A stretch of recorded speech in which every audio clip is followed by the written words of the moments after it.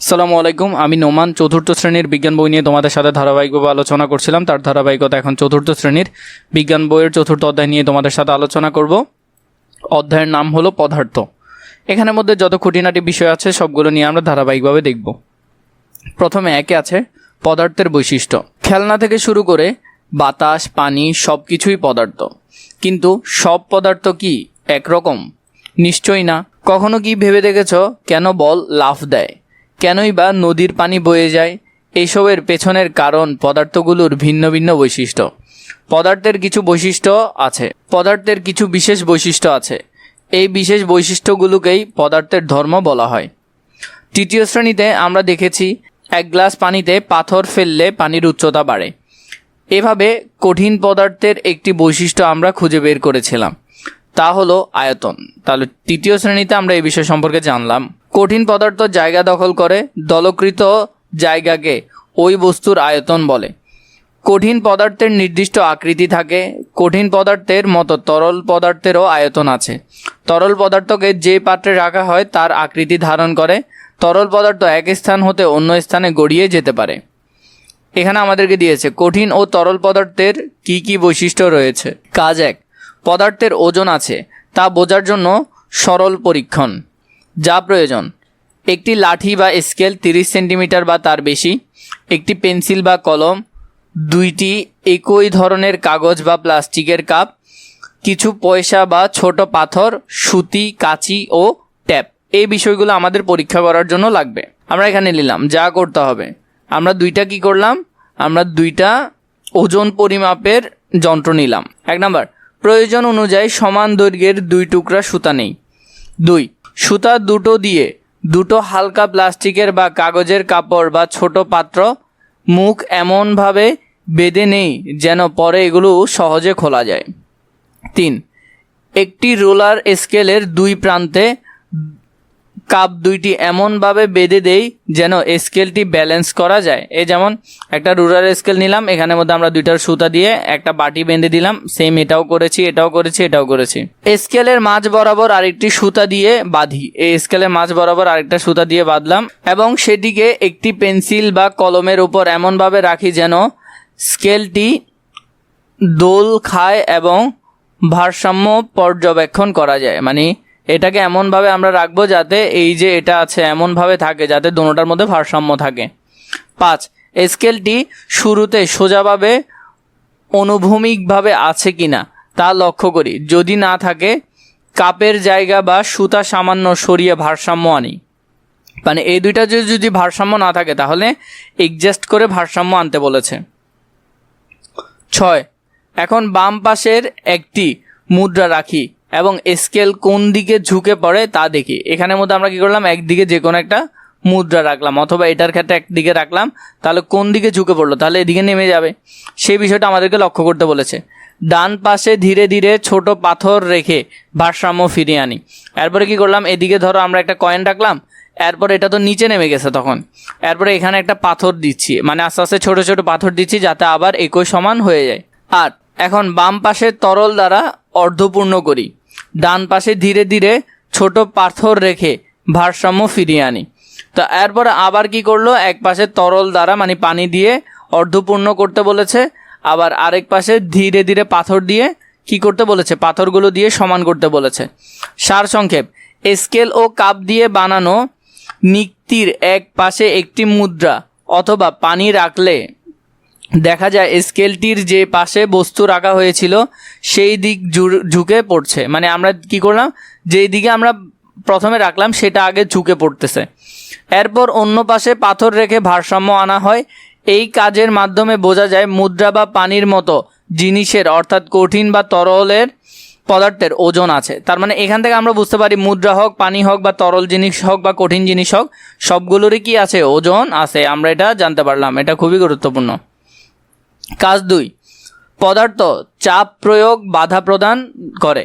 পদার্থ কি করে? চাপ প্রয়োগ করে, বাধা প্রদান করে। এটা আমরা দেখবো। এখানের মধ্যে আমাদেরকে 2টা দিয়েছে, আমরা এগুলো দেখি। যা করতে হবে: 1, একটি দেওয়ালে ধাক্কা দিই। 2, সুই ছাড়া একটি সিরিঞ্জ নিই, মানে সুই ছাড়া একটা সিরিঞ্জ নিলাম। 3, এবার সিরিজটিতে পানি প্রবেশ করি, সিরিজটির মুখ আঙ্গুল দিয়ে বন্ধ করি। পানি প্রবেশ করালাম, পানি প্রবেশ করে এখানে মুখটা আঙ্গুল দিয়ে বন্ধ করলাম। স্পন্ট দিয়ে ধীরে ধীরে চাপ দেই। 4, নিচের প্রশ্নগুলো নিয়ে চিন্তা করি। চাপ প্রয়োগে কি ঘটে? এরপরে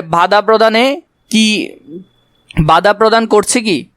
প্রথমে বলল পদার্থের ওজন আছে, পদার্থ চাপ প্রয়োগে বাধা দেয়। সারসংক্ষেপ: কঠিন বস্তুতে যেমন দেয়াল ধাক্কা দিলে তা সহজে নড়ে না, বরং আমরা একটি প্রতিরোধ অনুভব করি। এর অর্থ হলো কঠিন পদার্থ চাপ বা ধাক্কার বিরুদ্ধে বাধা সৃষ্টি করে। সিরিঞ্জের মুখ বন্ধ করে যখন ভেতরের দিকে চাপ দেওয়া হয় তখন পিস্টন সহজে নামতে চায় না। মানে পিস্টন বলতে কি, এটা সহজে নামতে চায় না, কারণ এখানের মধ্যে বাধা সৃষ্টি করতেছি আমরা, কারণ ভেতরে থাকা পানি বাধা দেয়। ফলে আমরা বুঝি পদার্থের একটি বৈশিষ্ট্য হলো পদার্থ চাপ প্রয়োগ করলে বাধা প্রদান করে। তাহলে পদার্থ কি করে? বাধা প্রদান করে। এটা খুবই গুরুত্বপূর্ণ। বায়বীয় পদার্থের বৈশিষ্ট্য। আজকে আমরা বায়বীয় পদার্থ যেমন বাতাস বা বায়ু এর ধর্ম বা বৈশিষ্ট্য সম্পর্কে জানার চেষ্টা করব। প্রশ্ন: বায়বীয় পদার্থের কি কি বৈশিষ্ট্য রয়েছে? কাজ: বায়বীয় পদার্থের বৈশিষ্ট্য শনাক্তকরণ। যা যা করা দরকার: সুতা, একটি রুমাল, স্কেল, একই উৎস থেকে সংগ্রহ করা দুটি নতুন পলিথিনের ব্যাগ অথবা দুটি বেলুন। যা করতে হবে: 1, প্রয়োজন অনুযায়ী সমান দৈর্ঘ্যর 2 টুকরা সুতা নেই। 2, সুতা দিয়ে 2 পলিথিনের ব্যাগের মুখ আলতোভাবে এমন করে বাঁধি যাতে পরে সহজে খুলে ফেলা যায়। 3, একটি রুলার স্কেলের 2 প্রান্ত পলিথিনের ব্যাগ দুটি এমনভাবে বাঁধি যেন একটিকে সহজেই এপাশ ওপাশ নাড়াচাড়া করা যায়। 4, রুলার স্কেলের মাঝ বরাবর আরেকটি লম্বা সুতার টুকরো দিয়ে বাঁধি এবং এটিকে একটি উঁচু স্থানে থেকে ঝুলিয়ে দেই।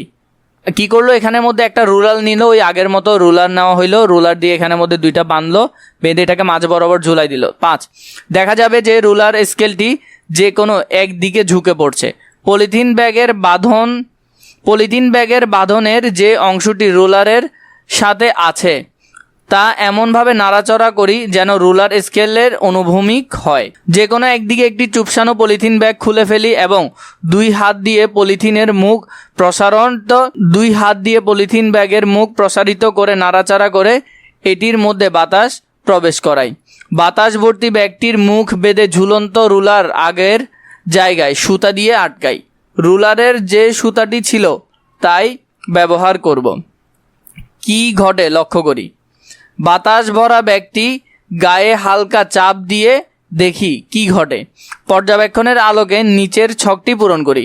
পর্যবেক্ষণ ছক। প্রথমে পলিথিনের ব্যাগটি কিভাবে ফোলানো হলো। পর্যবেক্ষণের মধ্যে বলা হলো পলিথিনের ব্যাগটি কিভাবে ফোলানো হলো। প্রথমে ব্যাগের মুখ খুলে হাতে নাড়িয়ে বাতাস ভরে ফোলানো হয়েছে। পরে তাহলে কি বাতাসের আয়তন আছে? হ্যাঁ, বাতাসের আয়তন আছে, কারণ বাতাস ব্যাগের ভিতর জায়গা দখল করেছে। এর পরবর্তীতে বাতাস ভর্তি ব্যাগটি আটকানোর পর রুলারের কোন দিকটি ঝুঁকে পড়েছে? যে পাশে বাতাস ভরা ব্যাগটি আটকানো হয়েছে সেই পাশটি নিচে ঝুঁকে পড়েছে। কেন ঝুঁকে পড়েছে? বাতাসের ওজন আছে, তাই সেই পাশ ভারী হয়ে নিচে নেমেছে। চাপ প্রয়োগে কি বাধা অনুভব করেছিল? ব্যাগে চাপ দিলে ভেতরের বাতাস চাপের বিরুদ্ধে বাধা দিয়েছিল। বাতাস কি কঠিন ও তরল পদার্থের 3টি বৈশিষ্ট্যই প্রদর্শন করেছে? হ্যাঁ, বাতাস জায়গা দখল করে, ওজন আছে এবং চাপের বিরুদ্ধে বাধা দেয়। আমরা কি বাতাসকে একটি পদার্থ হিসেবে বিবেচনা করতে পারি? হ্যাঁ, কারণ বাতাসের আয়তন ও ওজন আছে এবং চাপ প্রয়োগে বাধা দেয়। তাহলে এভাবে করে আমরা এটা উত্তরটা সুন্দর করে লিখে ফেলতে পারবো। এরপর আমাদেরকে কি দিয়েছে? এখানের মধ্যে দিয়েছে, দেখো ওই যে আমাদের যেটা আমরা এখানে বাঁধলাম, কাটি দিলাম, কাটিতে একটা পলিথিন ব্যাগ। এরপর দেখো এখানে যেটা ফোলানো আছে সেটার দিকে একটু ঝুঁকে গেছে, সে বিষয়টা আমাদেরকে বলা হলো সারসংক্ষেপ। বাতাস একটি পদার্থ, খুবই গুরুত্বপূর্ণ। বাতাস একটি পদার্থ। কঠিন ও তরল পদার্থের ন্যায় বাতাস বা বায়বীয় পদার্থেরও ওজন আছে, আয়তন আছে। তাছাড়া বায়বীয় পদার্থ চাপ প্রয়োগে বাধা প্রদান করে। তো এতটুকু পর্যন্ত তোমরা সুন্দর করে ফেলবে।